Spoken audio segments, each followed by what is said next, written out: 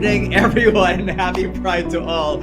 I hope everyone is having a fine night. Thank you for tuning in this evening. My name is Jolly Astaris of Google Philippines, returning as your host once again for Google Pride Conversations. Can you believe it is a third year already of Pride Conversations? And we actually started Pride Conversations back in 2020 at the height of the pandemic to really celebrate our LGBTQ plus friends and create a sense of belonging during a very difficult time. And technology, of course, helped us to do so, which brings me to the theme of this year's Pride Conversations, championing LGBTQ plus and allyship in tech. So this 2022, we are shining the spotlight on app and web developers, UX designers, and tech professionals who help create safe spaces at allyship, both online and offline here in the Philippines. We hope you're all excited for a night of fun, conversations, and learnings. We have a star-studded cast, of panelists today. So I'm really excited to learn from my fellow tech professionals and LGBTQ members, as well as some very fierce allies. So for all of you who are tuned in, please join our discussion tonight by using the hashtag #BuildWithPride. Again, that is hashtag #BuildWithPride in all of your social media posts. We're also very honored to be joined by a Cebuana beauty queen and model. She is the brains behind MyTransgenderDatecom, a platform that lets transgender women freely and safely connect with men. She believes that stopping the stigma on transgender relationships is one way we can normalize transgender individuals and is an important step towards accepting the whole spectrum of love. Everyone, please welcome Maki Gingoyon. Hi, Maki. Hi, Jolly. Hi, Jolly. Hi, everybody. Maayong gabi kaninyong tanan. And I'm live all the way here from Cebu City. So hello and happy Pride to everybody. Very nice. Thank you, Maki. Bring everyone in first. Once again, happy Pride to everyone. Speaking of Pride, tell me, what does Pride mean to you? Pride is more than just a celebration of freedom and our existence. I think Pride should also be a reminder for everyone that there were people who fought for their rights to be treated equally. And through this reminder, we can continue what they have fought for and make a legacy to create a better world for our current generation and also for the generation to come. So the key point there is really a reminder that we should continue fighting for our rights and celebrate our existence. How about you, Jolly? What is Pride for you? No, Pride for me is the ability to bring your complete self to everything you do, whether it's your work, your personal relationships, everyday conversations, and realizing, as Marcus said, that not everyone has the opportunity to be that. And we, as all of you have mentioned, we should all continually fight so that everyone will have the same kind of freedoms. So let's begin with Maki. How has your professional experience as a trans woman led you to the development of MyTransgenderDatecom? I actually met my partner, by the way, through online dating as well. So I know that online dating can be a really truly safe space. But how has it helped you create this platform for transgender women? Well, I think there's a very big difference between experiences among gay guys and transgender women when it comes to online. Or maybe there is a sort of similarities, but I want to focus more on my personal experience. And I believe my personal experience is as common as most trans women. May not be everyone experience the same thing as me, but I'm very confident that it's pretty much common among trans women who tried our very best to venture on online dating sites in the hope that finding that partner, that man who could accept us for who we are, who could love us for who we are. However, the sad reality of transgender dating sites back then, this is like around 2020, this is around 2012 and even prior to 2012, was very, very discouraging. Transgender online dating sites before were a mix of escorting and some sort of explicit content. So for me, it suffices to say that trans women were presented as merely sexual objects. And sadly, this stained the image of trans women online. And honestly, this image, even if just talking about it, reminiscing those times, that image hurts so much because we're not taken seriously. And I also believe that that kind of image leads to discrimination and most likely transphobic actions. On one hand, my partner, Cyril Mazur, who is a French trans-oriented man and who is the owner and CEO of MyTransgenderDatecom, witnessed this scenario online. As a trans-oriented man is a term that we use for men who are attracted to trans women. So he did witness this kind of scene online, and for a trans-oriented man to search for a date, the best way and the easiest way is just to get online. But then again, looking for a genuine dating site is very difficult. And this is also the same. He also experienced the same thing. He also observed the same based on my experiences. So because of this led him to ask me if I'm willing to work with him to create a dating site for transgender women. And I'm like, oh, hold up, wait a minute.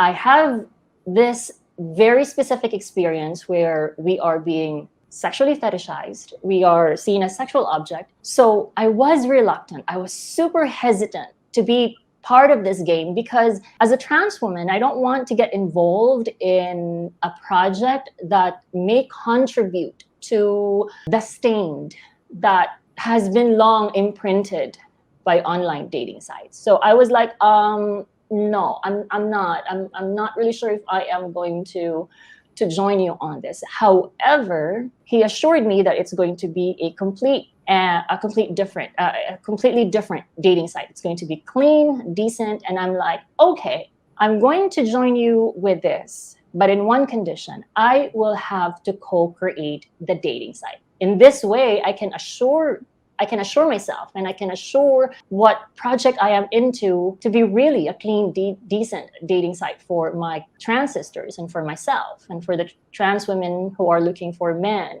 So lo and behold, we created My Transgender Date because obviously there is a need for a safe space and a dating site for my trans sisters. So voila. The site was created back in 2013, and I'm so proud that we are serving 1.5 million trans sisters worldwide in connecting with their other half in a safe digital space, in a safe online dating site. So there you go. That is amazing. That's a super inspiring story, and it's very mind opening because I think a lot of us are maybe have tried online dating, but maybe don't realize how much more challenging it is for transgender women. For example, MyTransgenderDate.com is the first platform of its kind, providing safe dating spaces for trans women all over the globe. So, what philosophies did you and your co-founders live by to ensure that it aligned with your vision for the website? Are there like specific guidelines that you put on the website so that we prevent some of the pitfalls that you mentioned earlier? Thanks, Jolly, for bringing that up because it's one of the challenges that we always encounter, or that we encounter. The whole idea of creating a dating site. We need to be fair, we need to be transparent with our members, and we need to make sure that we make our members feel comfortable. So to give you an insight of how our dating site works, my partner and I have our own personal account as admin account so that when members needs help, aside from a support system that they could actually contact us through email, they could easily reach us through the site. In that way, there is transparency and people would be feeling so comfortable. Okay, here are the owners of the site, so I can definitely talk to them and I can definitely ask questions or I can definitely raise concerns. On top of that, I want to highlight the core values of our site. So we have 5, and that's integrity, empathy, and genuine care. Be sensitive and open-minded, and good work takes time. Also exceed expectations. So I'm just going to go ahead and share to you briefly. Integrity, we wanted to be honest. We wanted to be fair. We wanted to be ethical. We wanted to enforce our rules and regulations and the community guidelines equally to all our members. No one gets a free pass, even the paying members. Empathy and genuine care. We treat our family, knowing, by the way, that our site employs mostly transgender women. So we treat them like a family. We treat our members like friends. And we make sure to understand their concern, their struggles, so that we will be able to communicate with them. Because now there are just a lot of email support and you're just going to get like a robotic response. We wanted to make our members feel that they are talking to someone behind those emails. That's what empathy and genuine care for us. Sensitive and open-minded. We want to be inclusive for our members of all countries, backgrounds and cultures. However, I have to be very transparent that there are we can't please everybody. As much as possible, we're going to be inclusive. Take, for example, this may be too much, but there are transgender women who do not wish to transition. And apparently our site is not ready for that yet. Perhaps we have to learn more on how we could gauge and play into the spectrum of dating and relationship in catering transgender women who do not wish to transition and look feminine. But overall, we wanted to be open-minded and understanding. Of course, good work takes time. At the moment, we are developing our mobile application, but we don't want to release half-baked things. So we are building a high-quality, world-class service that will thrive for years. And one of the things that I want to highlight is we are receiving so much questions about trans lesbians. So currently our site offers only for transgender women who are looking for a male partner. And apparently there are inquiries from trans lesbians. Why is it that we can't sign up as a transgender woman and search for a transgender woman? And this is a very good example of good work takes time, because we just don't want to release or cater the site to trans lesbians without even studying the market of the lesbian community. Because I'm a straight transgender woman, I'm only attracted to men, and if I'm going to cater it to trans lesbians, I don't know anything about dating of trans lesbians. So it needs to be discussed, it needs research before we are going to cater it to the trans lesbians community. Next is exceed expectations. I want to go back to the example I had earlier when it comes to email. We want to make our members feel that they are talking to a real person. They're talking to a support who cares for them. So we wanted always to make sure that they are being taken care of, their concerns are taken care of and being understood. So we live by those core values so that we will be able to maintain our site's quality. Very nice. You know, one thing I learned from now hosting Pride conversations for the last 3 years is that, you know, just because you're gay or lesbian doesn't mean you know exactly what transgender women go through, or, right? It's an entire spectrum of very different experiences, right? And I think what's interesting about what you said is that even in the transgender community, you may not understand all the things that needs to be understood about, you know, trans lesbians, for example, and how dating works for them. So I think just the fact that we're constantly learning about each other, I think is such a healthy thing. But as you said, it's always a work in progress.